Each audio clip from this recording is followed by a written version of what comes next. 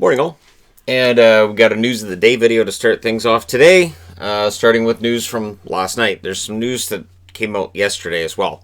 So last night came out, Linus Ullmark signs a 1-year contract with the Buffalo Sabres for $2.6 million, avoiding arbitration. We're waiting for the arbitration ruling today on the Tyler Bertuzzi situation, but Ullmark and the Sabres, they had that off. Ullmark's a decent goaltender. What you see is what you get. But I think he is likely going to get the lion's share of starts for them this year. And we'll see. We'll see if an improved team in front of him leads to him having better numbers. Stranger things have happened. So, good on Buffalo for getting that done. Dallas, Martin Hansel officially announces his retirement. He hasn't played in a while. 673 career games, 127 goals, 211 assists. And the thing you remember the most about Hansel is just he missed so much time with injury throughout his career. So for Hansel, all the best to him in retirement. Dallas has teased a black jersey on Twitter. Now it looks like it's going to be a black neckline and a black shoulders as well. I'm in favor of this design coming back in some fashion, and if it means just a plain black neckline, I'm fine with that. But some kind of a throwback to the old Dallas look from when they first came over would be nice. I'm just saying, if we're not going to get a Minnesota North Stars throwback, maybe the Minnesota Wild are going to do North Stars colors, right? There's all kinds of possibilities out there, and of course, I'm keeping myself aware of whatever's going on at all times when it comes to the Jersey Watch stuff and all that. Because again, it's important to make sure you're up to date on all that when stuff comes out. Because from what I've heard through the grapevine, the initial run of the jerseys that are coming out isn't that big.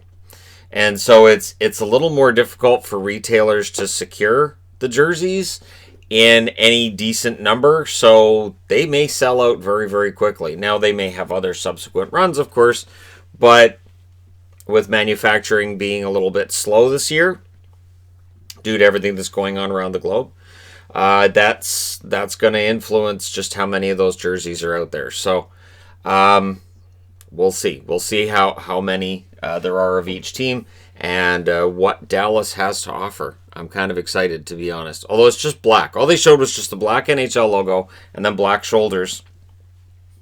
And Dallas fans are like, oh, black jersey, yay. And all I keep thinking is, we've had black jerseys. As long as it's done right, it can be fantastic. Although I do prefer the green. I think the Kelly green ones they have right now are great. I think a black third is nice too, though. And it may very well be the logo they have now rather than this one that's on the front of the jersey. So we'll see. Chris Tierney has signed a 2-year extension with the Ottawa Senators. $2.8 million the first year, $4.2 million the second year. It averages out to $3.5 million. That's the cap hit.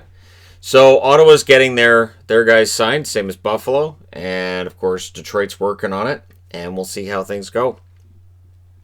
Tierney's a solid, preferably third-line option, but he has played some top 6 minutes in Ottawa. He may do that again this year. But he's a decent option there, and we'll see. Podkolzin. So if you're a Canuck fan and you're obsessing on what's going on with Podkolzin, there's some bad news regarding Fazili. First off, he only has 2 assists in his last 15 games that he's played. So following a fast start in the KHL, he's really tailed off. Now he's a healthy scratch.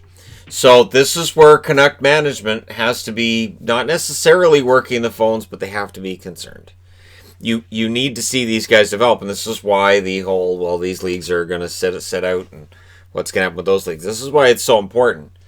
For Podkolzin, the kid needs to play, and if he's not playing particularly well, that may be concerning to the Vancouver Canucks as well, because there's a lot riding on it for next year. Next year, the Canucks cap situation is dicey, to say the least, and if Podkolzin were to come in and play for Vancouver on an entry-level deal, and if he is solid right out of the gate, and if he's capable of playing top 6 minutes, that's huge.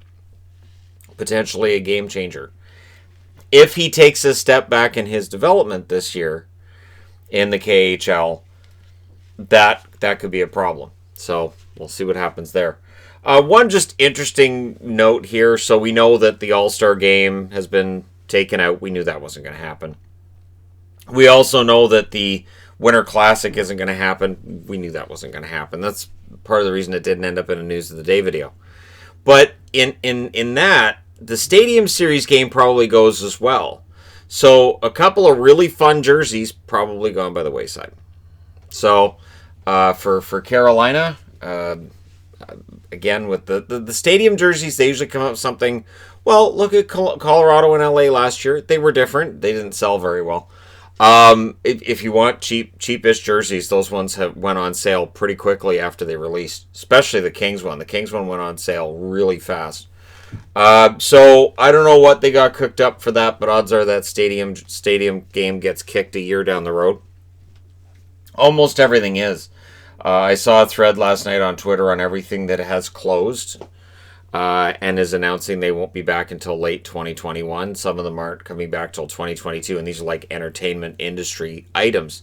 So sports, the entertainment industry, they are related. They use a lot of the same facilities, and a lot of it is the same kind of setup. If you don't have people in attendance, it's tough to make money.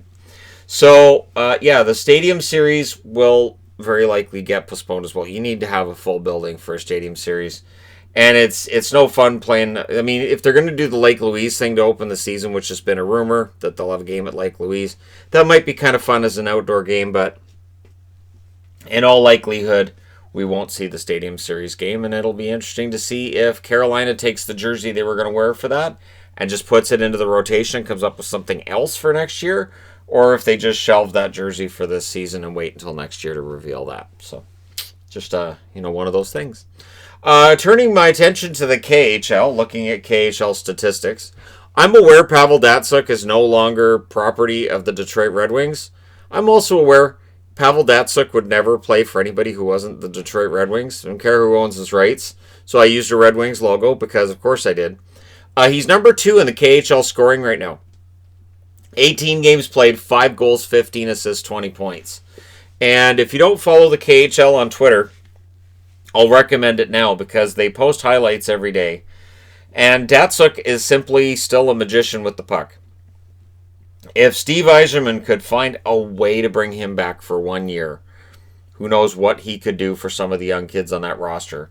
And it's interesting because Kovalchuk came back over and obviously his skill level had dropped. Now, I'm not saying Datsyuk's hasn't as well. It likely has, but it's a completely different player, Datsyuk. It's a completely different skill set. And so Datsyuk, with fewer points and playing fewer minutes, I think would still be a very important player.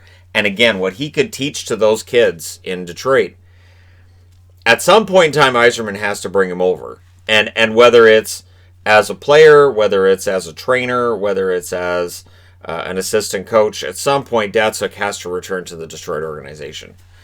It just, to me, is a great fit. I mean, we always hear about guys who might make good coaches, players who, would be good leaders off the ice after their careers are done. Datsyuk, to me, is one of those guys. And, we hear about when is a European player going to end up being a coach? When are we going to get a European coach in the NHL? I could see Datsyuk being that guy. I could see it. Anyways, also for Toronto fans, Mikko Lehtinen is the number 1 blue liner, number 1 defenseman. 14 games, 8 goals, 8 assists, 16 points. So he's putting up the goals and the points, which is important because if you're a Toronto fan, you're looking around and saying, okay, so our depth chart, if Lehtinen is good to go and he can play top 4 minutes, it's pretty good. And if he can't, we're really going to miss the goals we could have had from Tyson Barrie. Although TJ Brody will help to ease some of that pain. He's not a potential goal scorer like Barrie is. So, yeah, Lehtinen's playing really well. And then a few other notables I wanted to throw on the board. Dmitry Ashkin is off to kind of a monster start. 16 games, 11 goals, 4 assists, 15 points. And 63 hits, which is number 2 in the KHL. So these overall stats tell me there might be a GM somewhere that says, for $700,000, you could bring him in and just see what he might be able to do. There are instances where players struggle at the NHL level, as Ashkin did.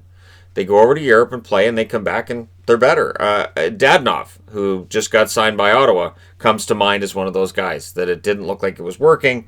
goes back to the KHL, and then when he comes back over to the NHL, it just clicks. So that does happen. Yuri Laterra, 15 games, 4 goals, 15 assists, 19 points. Ryan Spooner, so for fans of various teams that own the rights to Spooner over the last few years, 11 games, 1 goal, 12 assists, 13 points. So, yeah, interesting ones. And then for Canuck fans, as if it wasn't enough to discuss Podkolzin, Nikita Trampkin, 20 games, 1 goal, 7 assists, 8 points. He seems to be statistically having a much better year than last year. Last year he was, well, it wasn't great. But this year it seems to be much better. And he leads the KHL in blocked shots with 50. So he's blocking shots. His points are up from where they were last year in terms of points per game. And his hits, not too bad either. So overall, the hockey world looks pretty solid. And Kotkaniemi was held off the board in the Finnish League this past weekend as well. So yeah, players are playing. Hockey's going on. And it's a matter of the NHL figuring out a way to make this work and to make this happen. And I do believe it will happen. Every other league's, figuring it out for the most part. And I think the NHL will too. It's just a matter of, taking the right amount of time to come up with the perfect scenario to make sure that players are safe, healthy, and that the games get played. And the owners lose as little money as possible. The owners are going to lose money. It's about trying to minimize that loss. There you go. Let me know your thoughts in the comments section below as always. Don't forget to hit like and subscribe if you're browsing your way through. You just happened upon this video. Thank you guys so much for watching, for all your support. I will talk to you again soon.